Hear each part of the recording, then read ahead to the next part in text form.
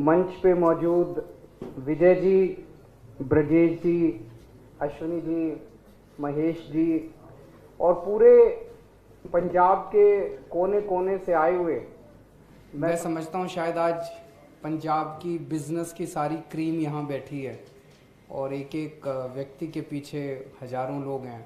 आप सब लोगों को मेरा नमस्कार, सबको मेरा प्रणाम, सत श्री अकाल। अभी जितनी भी डिस्कशन हुई, आप सब लोगों के विचार भी सुनने को मिले, कई सारे अच्छे अच्छे प्रश्न भी सामने आए, बहुत अच्छी डिस्कशन हुई। और मैं आज थोड़ा सा, चूँकि आप सब लोग मोस्टली शहरों से आते हैं और बिजनेस से संबंध रखते हैं, तो इन दो चीज़ों के ऊपर थोड़ी सी ज़्यादा चर्चा करना चाहूँगा कि पंजाब के शहरों को लेके हम क्या कर सकते हैं और पंजाब के बिजनेस को लेके क्या कर सकते हैं। मैंने जैसे कहा जी, मैं बहुत छोटा आदमी हूँ, बहुत कम उम्र है मेरी, बहुत कम एक्सपीरियंस है, लेकिन एक चीज़ जो मैंने समझी है पिछले अपने 7-8 साल के एक्सपीरियंस में, वो ये है, एक ही चीज़ है जी, फाउंडेशन। आप कैसे पार्टी चुनोगे उसकी एक ही चीज़ सोच लेना कि नीयत किसकी साफ है। सारा ले दे के नीयत में आ जाता है। जैसे हमने सरकार चलाई पिछले 5-7 साल में दिल्ली में, अब स्कूल बहुत अच्छे हो गए। इस बार आप यकीन नहीं मानोगे, सरकारी स्कूलों के नतीजे, बोर्ड के पेपर के नतीजे सरकारी स्कूलों के 99.6% नतीजे आए। सरकारी स्कूलों के 99.6%। कभी सोचा नहीं था भारत के इतिहास में। आप दूसरे राज्य उठा के देखो, कहीं 50% नतीजे आते हैं, कहीं 45% आते हैं, कहीं 55% आते हैं नतीजे। 99.6% नतीजे आए हैं और हमारे सरकारी स्कूलों के बच्चों के एडमिशन आईआईटी में हो रहे हैं। इस बार 350 बच्चों के आईआईटी में एडमिशन हुए हैं। नीट क्लियर कर रहे हैं, वकालत कर रहे हैं। और आप उनसे बात करो, क्या फर्राटे की अंग्रेजी बोलने लगे हैं हमारे सरकारी स्कूल के बच्चे। असली राष्ट्र निर्माण हो रहा है दिल्ली के स्कूलों के अंदर। हमने अस्पताल अच्छे कर दिए। मैं कई बार ये सोचता था कि अगर हमने ये 4-5 साल में कर दिए तो ये 70 साल में क्यों नहीं हुआ, 75 साल में क्यों नहीं हुआ। इन सारी इतनी बड़ी बड़ी पार्टियां, ये इतने बड़े बड़े ये नेता, इन्होंने क्यों नहीं करा। बहुत सोचने के बाद मैं इसी नतीजे पे पहुंचा। आप सोच के देखो, मेरे पास मान लो 4 व्यापारी आए अपनी, और व्यापारी एक प्रपोजल लेके आए, जी ऐसे ऐसे करना है और इतनी बड़ा हम ऐसे इंडस्ट्री लगाएंगे, ये करेंगे, वो करेंगे। अब एक मुख्यमंत्री है जो बेईमान है, तो जब वो व्यापारी बोल रहे होंगे तो उसके दिमाग में ये चल रहा होगा, इनसे कितने ले लूं मैं और कैसे ले लूं, है कि नहीं है। तो वो क्या करता है, उसमें ऑब्जेक्शन लगाने की कोशिश करता है कि जितनी बड़ी ऑब्जेक्शन लगेगी उतना ऊंचा दाम होगा। उसकी पूरी की पूरी मेंटालिटी इसी पे चलती है कि मैं कैसे ऑब्जेक्शन लगा दूं, अगर उसने पैसे कमाने हैं तो वो अपने हर इंस्पेक्टर से भी पैसे मांगता है। इंस्पेक्टरों की पोस्टिंग के भी पैसे होते हैं। अब अगर इंस्पेक्टर कोई पोस्टिंग दे के आएगा तो फिर वो आपसे तो हफ्ता ही बांधेगा, अपने हर दुकान वाले से हफ्ता ही बांधेगा। फिर वो पुलिस इंस्पेक्टर से भी पैसे बांधता है, भाई हाँ तेरे इलाके के इतने पैसे ऊपर तक जाएंगे। अब वो मेरे को कुछ कल महिलाएं मिली, बोले जी अब आजकल बलात्कार की घटनाएं बहुत बढ़ रही हैं, पुलिस कुछ करती नहीं। तो मैंने कहा पुलिस को दोष मत दो। अगर पंजाब के अंदर आज सारे जानते हैं जी, एक पुलिस इंस्पेक्टर की भर्ती के पोस्टिंग के कितने पैसे लगते हैं, एसएसपी की पोस्टिंग के कितने लगते हैं, एसपी की। अब अगर कोई एसपी, एसएसपी, आईजी, कोई इंस्पेक्टर पैसे दे के आएगा तो बलात्कार करने पे के बाद वो बलात्कारी से पैसे लेके उसको छोड़ेगा ही तो छोड़ेगा, उसको पकड़ेगा थोड़ी। कोई से जीएसटी वाला इंस्पेक्टर जो है वो तो आपसे पैसे ही बांधेगा, वो छोड़ेगा थोड़ी। लेकिन अगर कोई ईमानदार मुख्यमंत्री है, उसके पास जैसे ही आप कोई प्रपोजल लेके जाओगे जी, वो सोचेगा हाँ यार ये तो बड़ा शानदार प्रपोजल है, इसको तो करना चाहिए। वो आपका 10 मिनट के अंदर वो प्रपोजल साइन कर देगा और कहेगा और लेके आना, और लेके आना। आज दिल्ली के अंदर हम इतने सारे काम केवल और केवल इसलिए कर पाए, किसी भी फाइल के अंदर हमारा पर्सनल इंटरेस्ट नहीं था। फाइलें 2-2 मिनट में क्लियर होती हैं, बड़े बड़े प्रपोजल्स की फाइलें 2-2 मिनट में क्लियर होती हैं। क्योंकि हमारी नीयत साफ है, हम काम करना चाहते हैं। बस एक सारी चीजों का मेरी आप लोगों से गुजारिश है, आप पहले हमें वोट देने के पहले ठोक बजा के देख लो ये बंदे सही है कि नहीं है। वोट बड़ा कीमती है। पहले दिल्ली के किसी व्यापारी से फोन करके पूछ लेना, केजरीवाल पैसे लेता है क्या, किसी मंत्री को पैसे दिए क्या, किसी एमएलए को पैसे दिए क्या। अगर वो कहे पैसे दिए, केजरीवाल को दिए या मंत्री को दिए, मेरे को वोट मत देना। किसी भी दिल्ली में किसी को फोन करके पूछ लेना, रैंडम अपने रिश्तेदारों को, यार दोस्तों को फोन करके, भाई क्या आप केजरीवाल सरकार से खुश हो, दिल्ली में फोन करके अगर वो मना कर दे, मेरे को वोट मत देना। इससे बड़ी तो बात नहीं हो सकती। और मैं चैलेंज करता हूं, कोई कांग्रेसी आके यहां कह दे कि भाई हमारी सरकार राजस्थान में, और फोन करके पूछ लेना, या कोई बीजेपी वाला आके कह दे हमारी सरकार मध्य प्रदेश में, फोन करके पूछ लेना। मैं आज चैलेंज कर रहा हूं, दिल्ली के अंदर फोन करके पूछ लेना, अगर वो कह दे केजरीवाल की सरकार बिल्कुल बेकार है, मेरे को वोट मत देना। बड़ी बात है कि नहीं है। 1966 में पंजाब अलग सूबा बना था, तब से लेके आज तक 26 साल दे दिया आपने कांग्रेस को, 26 साल राज किया कांग्रेस ने। 19 साल दिया आपने बादल परिवार को, 19 साल राज किया बादल परिवार ने। अब इन्होंने जितना करना था उतना तो कर लिया, अब यह कुछ नया इनके पास है नहीं करने को, वही मिलने वाला है। 26 में 5 साल और ऐड हो जाएंगे अगर आपने दिए तो, 19 में 5 साल और ऐड हो जाएंगे। हम नए नए आए हैं, हमारे पास ऊर्जा है, हमारे पास प्लान है, हमारे पास एक नीयत है। ट्राई करके देख लो, आप तो सारे बिजनेसमैन हो, ट्राई करने में क्या हर्ज है। पल्ले से तो कुछ जा नहीं रहा, ये तो इन्होंने और कुछ नहीं करना, ये मेरे से लिखवा लो। ये 26 + 5 31 साल होगा, 19 + 5 24 साल होगा।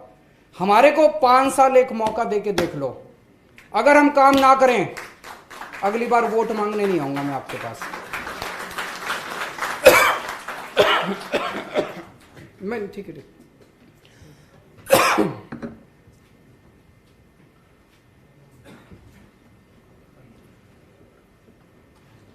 दिल्ली में हमने लोगों को डरा धमका के, यहाँ पे तो बताते हैं कि कुछ कर दो और पर्चा, कुछ कर दो पर्चा, 2 मिनट में पर्चे फाइल होते हैं। यहाँ पे होते हैं कि नहीं होते। जितने हमारे वाले के भी कईयों के हो लिए पर्चे, हमारे आम आदमी पार्टी में 2 मिनट में पर्चा, 2 मिनट में। दिल्ली में हमने रेड बंद कर दी, व्यापारियों की यहाँ रेड नहीं होती। एक बार 2 साल पहले की बात है, दिवाली का टाइम था, तो मनीष सिसोदिया हमारे फाइनेंस मिनिस्टर हैं, उनके पास कुछ व्यापारी आए, बोले जी आपके इंस्पेक्टरों ने बड़ा तंग कर रखा है, नॉर्मल टाइम में तो रेड नहीं करते, आजकल ये दिवाली के टाइम में, बिकॉज दिवाली में बड़ा माल भी होता है, भरी होती है, तो हर व्यापारी को परेशान कर रखा, एक एक दुकान पे जा जा के पैसे मांग रहे हैं। मनीष सिसोदिया ने अगले दिन फुल पेज ऐड निकाल दिया। एक तो ऑर्डर निकाल दिया, भाई कोई इंस्पेक्टर नहीं जाएगा, दफ्तर के बाहर नहीं जाएगा अगले ऑर्डर तक। तो उन्होंने सोचा 1 महीने तक इनको दफ्तर में बिठाते हैं, लेकिन इंस्पेक्टर पूछ के थोड़ी जाते हैं। इंस्पेक्टर छुट्टी ले लेगा और पहुंच जाएगा मार्केट में पैसे लेने, पता थोड़ी चलेगा। तो उन्होंने एक व्हाट्सएप नंबर दे दिया कि अगर किसी व्यापारी के पास कोई इंस्पेक्टर आए तो उसकी फोटो खींच के इस व्हाट्सएप पे भेज देना। सारे इंस्पेक्टर घर बैठ गए। क्यों? नीयत साफ थी, अच्छी नीयत थी। अगर मनीष सिसोदिया ने पैसे कमाने होते तो वो क्या कहता है इंस्पेक्टर को, भाई सारे लग जाओ, सारे लेके आओ, दिवाली का टाइम है, थोड़ा मेरे को भी थोड़ा तुम भी। तो नीयत साफ थी। रेड राज बंद कर दिया हम लोगों ने। हम लोगों ने व्यापार करने की सुविधाएं, बहुत सारे मसले थे व्यापारियों के, छोटे छोटे कानूनी मसले बहुत होते हैं। ऐसा नहीं कि मैं यहाँ 4 चीज बता दूंगा तो जिंदगी बड़ी अच्छी हो जाएगी। ये तो रिश्ता है, ये तो शादी है जी।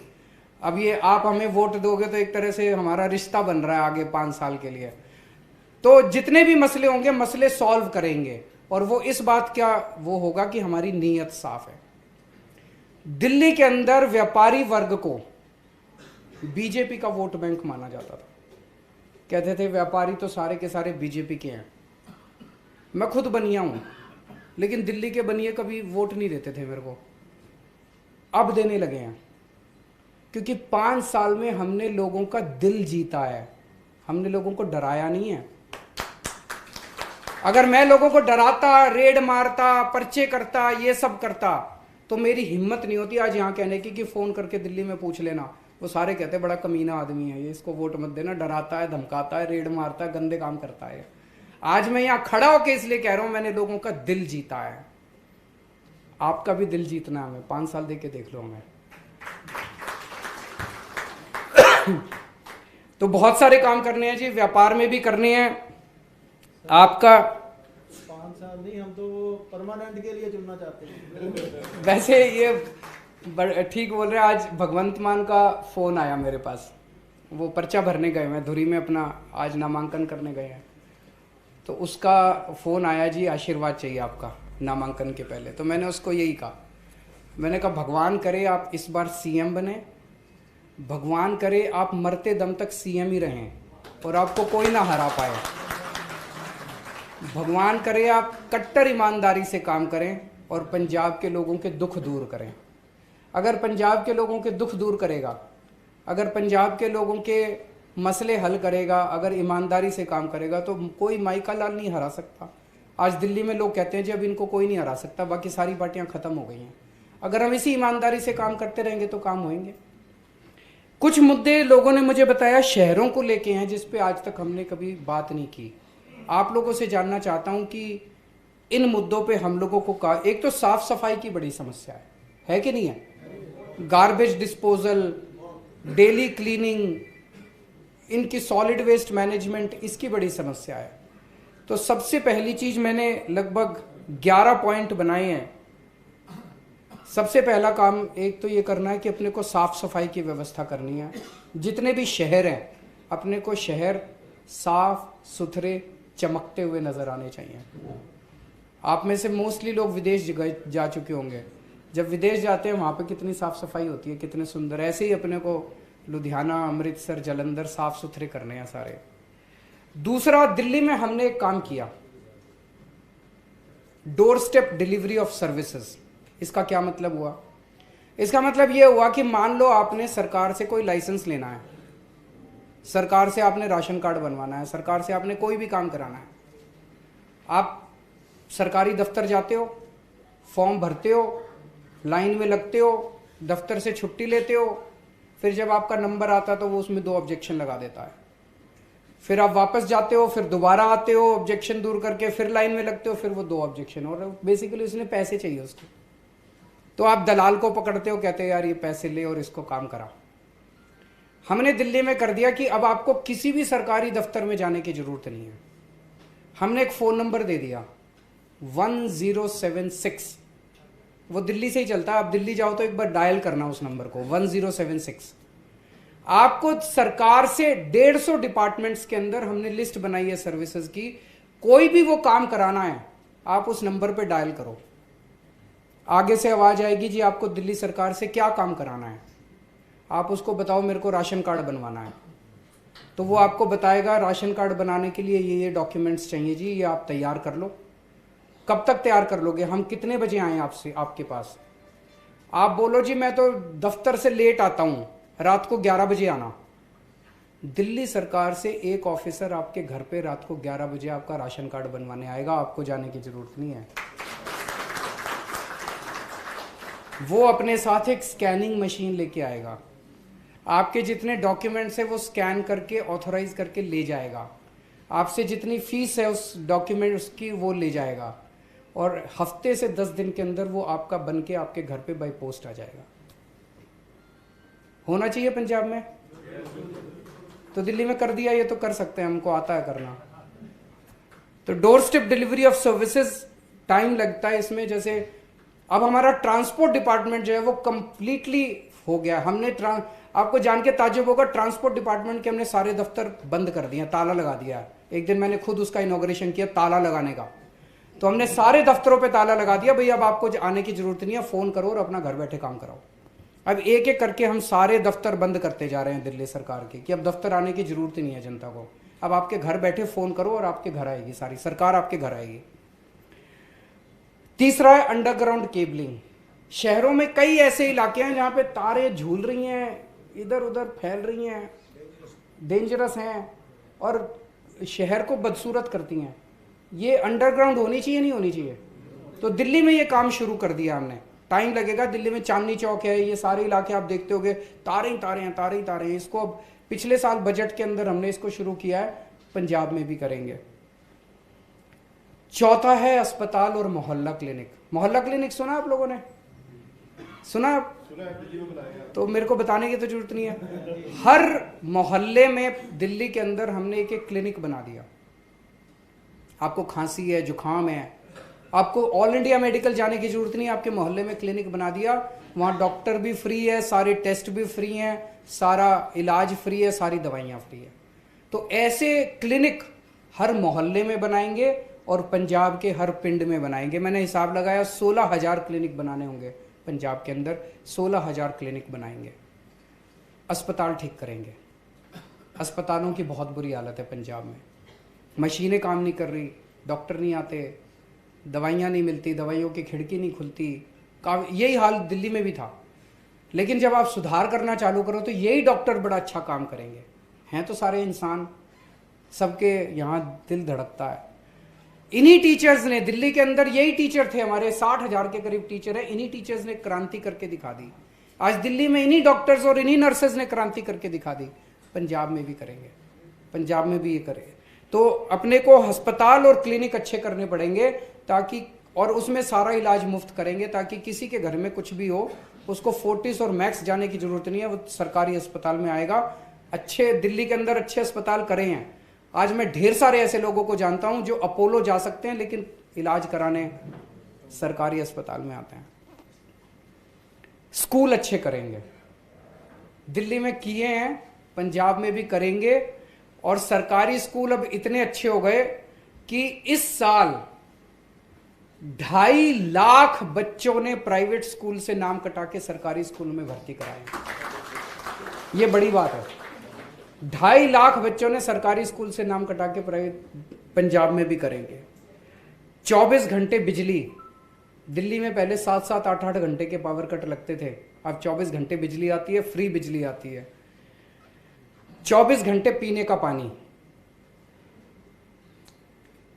एक मेरे पास कई लोगों की शिकायत आई बिजनेसमैन की पंजाब में कि जी आप रोज अनाउंस कर रहे हो 1000 रुपए देंगे, बिजली फ्री करेंगे। बोला हमें तो लग रहा है ये टैक्स खूब बढ़ाओगे आप दुकान वालों पे और बिजनेस पे। दिल्ली में पिछले 7 साल में एक नए पैसे का टैक्स नहीं बढ़ाया, कम ही करा है। आज मैं आपको ऐलान करके जा रहा हूं अगले 5 साल के अंदर पंजाब में कोई टैक्स नहीं बढ़ाया जाएगा। नई इंडस्ट्री लगाने के लिए जो एग्जिस्टिंग इंडस्ट्रीज हैं उनके मसले हल करेंगे। नई इंडस्ट्री लगाने के लिए नए नए इंसेंटिव्स दिए जाएंगे। महिलाओं की सेफ्टी के लिए दिल्ली में, आज दिल्ली पूरी दुनिया का ऐसा शहर हो गया जिसमें सबसे ज्यादा सीसीटीवी कैमरे हैं पर स्क्वायर किलोमीटर। अगर देखा जाए तो दिल्ली में सबसे, न्यूयॉर्क, वॉशिंगटन, लंदन सबको पीछे छोड़ दिया। और पीछे पीछे नहीं छोड़ा, हमारे 1800 के करीब पर स्क्वायर किलोमीटर है तो न्यूयॉर्क के 1100-1200 है। मतलब बहुत ज्यादा डिफरेंस है। इतना घना हमने जाल बिछा दिया सीसीटीवी कैमरों का, उससे सुरक्षा बढ़ी है लोगों की। अगर कोई भी क्राइम होता है तो तुरंत पकड़ा जाता है। लोगों को ये भी, अपराधियों को डर है कि हम पकड़े जाएंगे, तो यहां भी ये सब करेंगे।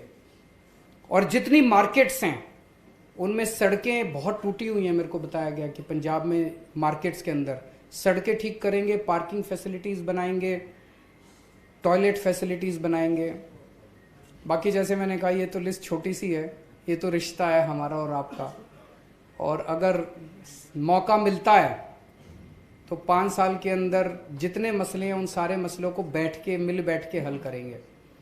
हम जब दिल्ली में सरकार बनी हमें तो पता नहीं था स्कूल कैसे चलाते हैं, हमें तो पता नहीं था अस्पताल कैसे चलाते हैं, हमें तो पता नहीं था सड़कें कैसे बनाते हैं, लेकिन नीयत साफ थी।